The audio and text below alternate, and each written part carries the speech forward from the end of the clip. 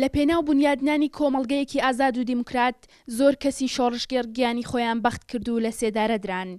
یەکێک لەو کەسانە شیرین ئەلەمهولیە کە 9 ساڵ بەر لە ئێستا لەلایەن دەوڵەتی ئێرانەوە لە سێدارە درا. بەڵام لە سێدارەدان تەنیا بۆ جەستەی ئەلەمهولی بوو. ئێران نەیتوانی ئامانج و تێکۆشانی شیرین و ئایندە و ئازادی لە سێدارە بدات. شیرین ئەلەمهولی وە چوار لە هاوڕێکانی لەلایەن ڕژێمی کۆماری ئیسلامی ئێرانەوە لە بەرەبەیانی 5 نۆی 2010 لە سێدارە دران و ئەو شەهیدانە بە شەهیدانی نۆی گوڵان ناسراون. شیرین ئەلەمهولی لە عەشیرەتی جەلالیە دووەم منداڵی خێزانەکەیەتی و لە ساڵی 1970 لە گوندی دیم قشلاغی سربەشاری ماکۆ لە ڕۆژهەڵاتی کوردستان لەدایک بوو. 7 برا و 2 خوشکی هەبوو. شیرین هیچ خوێندەواری نەبوو، لە ڕێگەی کتێبەکانی برا و خوشکە بچووکەکانیەوە پیتەکانی ناسی بوو.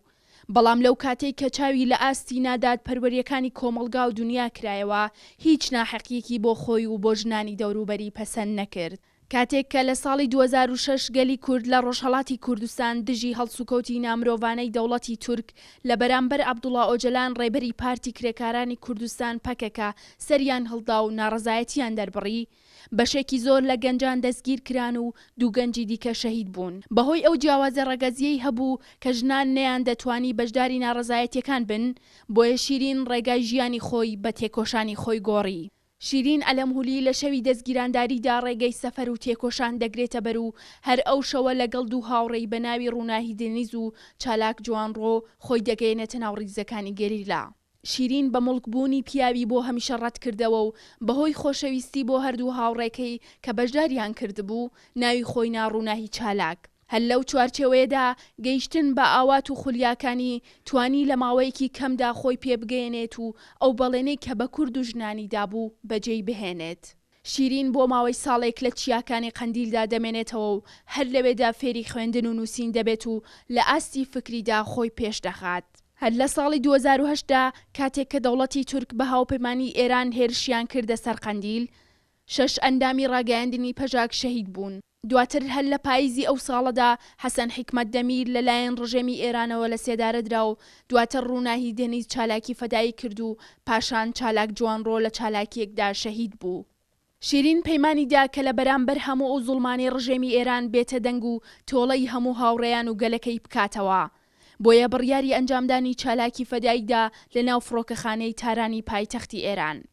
لە کاتێکدا لە 100 مەتر نزیک لە فڕۆکخانەکە دەوەستێت لەلایەن کەسانی دیکەوە ئاشکرا دەکرێت و دواتر دەستگیر دەکرێت. شیرین لە دوای دەستگیرکردنی بۆ ماوەی زیاتر لە مانگێک نازانرێت کێ و بەردەوام لەلایەن هێزەکانی ڕژێمی ئێرانەوە ڕوبەڕووی هەموو جۆرە ئەشکەنجەیەک دەبێتەوە. بەڵام لە جیاتی دانپێدانان مانگرتن ڕادەگەێنێت. شیرین لە بەشێک لە یادەوەریەکانی دانووسی بووی ئەو کەسانی کە ئەشکەنجەیان دەکردم پیاو بوون و منیان بە تەختێکەوە بەست بوو بە داری کارەبایی و مشت و شەق ئەشکەنجەیان دەدام. بەهۆی ئەوەی کە فارسیشم باش نەدەزانی زیاتر فشاریان لەسرم دروست دەکرد. ڕژێمی ئێران بەدەیان جار فشاریان خستی بووە سەر و تەنانەت داوایان لێ کردبوو کە پەشیمانی خۆی دەربڕێت و بە ڤیدیۆ ڕای بگەێنێت. بەڵام شیرین لە وەڵامدا پێیوت بوون ئێوە دەتوانن گیانی من بستێنن بەڵام ناتوانن شەرەفم لێ بستێنن. شیرین دوای 6 مانگ لێدان و لێپرسینەوە گوازراوەتەوە بۆ زیندانی ئەوین و ئەشکەنجە وەها ڕوخسار و جەستەی گۆڕی بوو کە نەدەناسرایەوە. بەشێکیش لە هاوڕێکانی لە دوای لە سێدارەدانی باسییان لەو خۆڕاگریەی شیرین کردووە لە بەرامبەر ئەشکەنجەکاندا. لە دوای 2 ساڵمانەوە لە زیندانی ئەوین و بە بڕیاری دادوەر ئەبولقاسم سەڵەواتی بە تاوانی دەرچوونی یاسایی لە سنوور و هاوکاریکردنی پەژاک بڕیاری سێدارەی بەسەردا سەپێنرا. ئەگەرچی هەوڵێکی بێشمار بە کۆکردنەوەی واژۆ و ڕاگەاندنی کەمپەین درا تا پێش بەو لە سێدارەدانە بگیرێت بەڵام بێ ئەنجام بوو. ئەوە بوو لە نۆی گوڵانی 2010 کاتژمێر 9:30 خولەکی شەو شیرین بە بیانووی هەڵەتۆمارکردنی ناوی باوکی بانگ دەکەن و بۆ بەیانی ڕۆژی دواتر کاتژمێر 5:30 خولەکی سەر لە بەیانی هاوڕێ لەگەڵ فەرزاد کەمانگەر، عەلی حەیدەریان و فەرهاد وەکیڵی و مهدی ئیسلامیان بە وتنەوەی سرودی ئەیڕەقیب لە سێدارە دران. هەر 5 ڕۆژ لە دوای لە سێدارەدانیان وەک ناڕەزایەتی مانگرتنێکی سەرتاسەری بەڕێوە چوو کە لە مێژووی ئێراندا کەمیوێنە بوو جگەلەوەی لە کوردستان و تەواوی وڵاتانی جیهان ناڕەزایەتێکی بەرفراوانی بەدوای خۆی داهێنا. ئەوین زیلان هاوڕێی شەهید شیرین ئەلەمهولی لەبارەی شەهید شیرینەوە بەم شێوەیە قسەی کرد. هیچی نەخوێنده بوو. ئەلفتەنیا حروفی ئەلفا لە کتێبی برا خوشکەکانی کە لە مەکتەب ئەخوێنن و ئەمیش ئاگای لەیان نەبێ بە خێویانەکە فێرە بێت کە ئەلفبای فارسی چۆنە چۆنەیەنتە پاڵیەکە چۆن کەلیمە دروستە بێ ئاخۆی فێر کردو ینی ئەوم چۆن بە حکمەوەی لە گوندە ئەو گوندیشە ئەوەندە دەرفەت نادرێت بە کچ بێتە ناو شار بخوێنێ لە گوندیشە دەرفەتی خوێندن نەبووە ینی زۆرتر براو خوشکی بچووکی خۆی بەخێو کردوە ینی هەواڵ شیرین بە تایبەت لە بواری گرێدرانبوونیەوە بە هەواڵانەوە زۆر لە ئاستێکی بەرزتا بوو بەڕاستی هەمیشە بیری لێکەمەوە ئەڵێم ئەنسان کە لە ڕۆحە لە بیرکردنەوەدا لە بریاردا مەزن بێ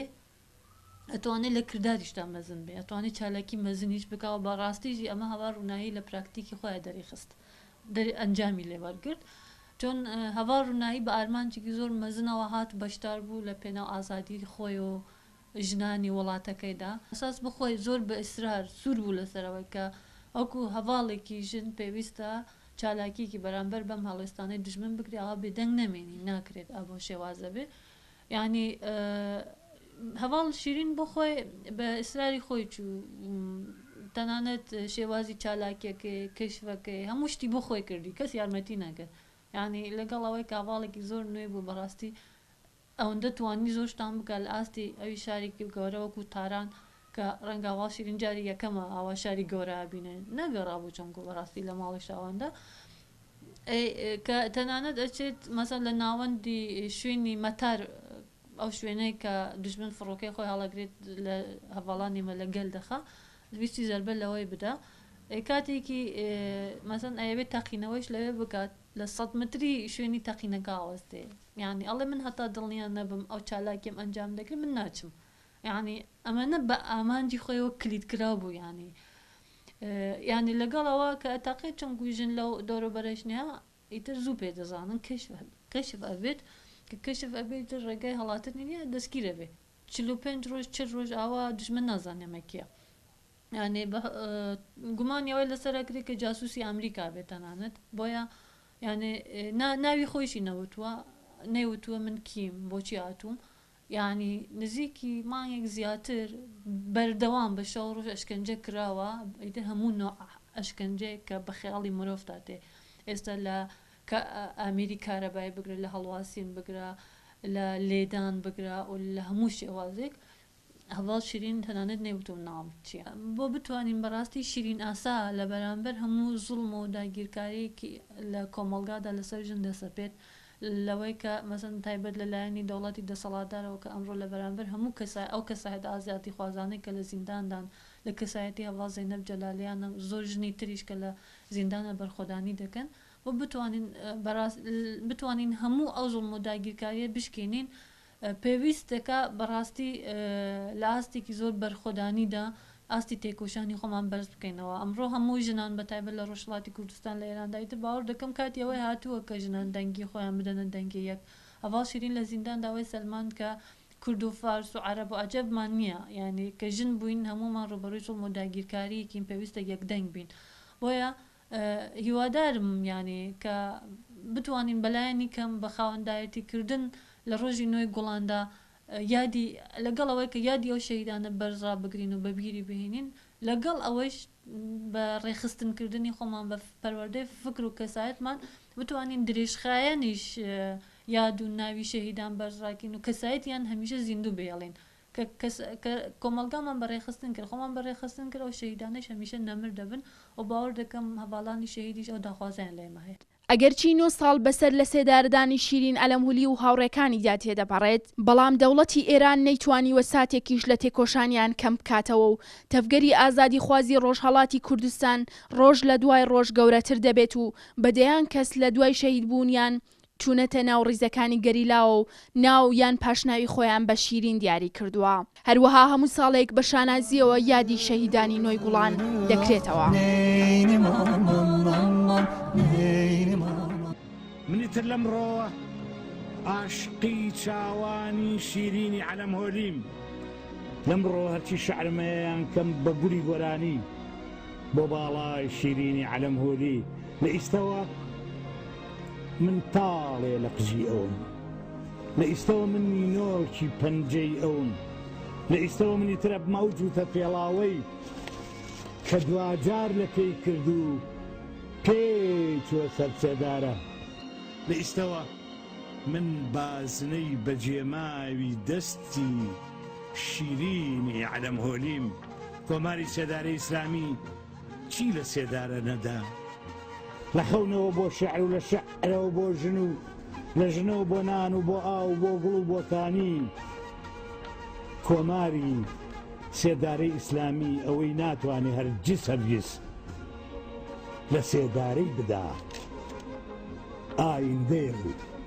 ئازادی ئایندێ و ئازادی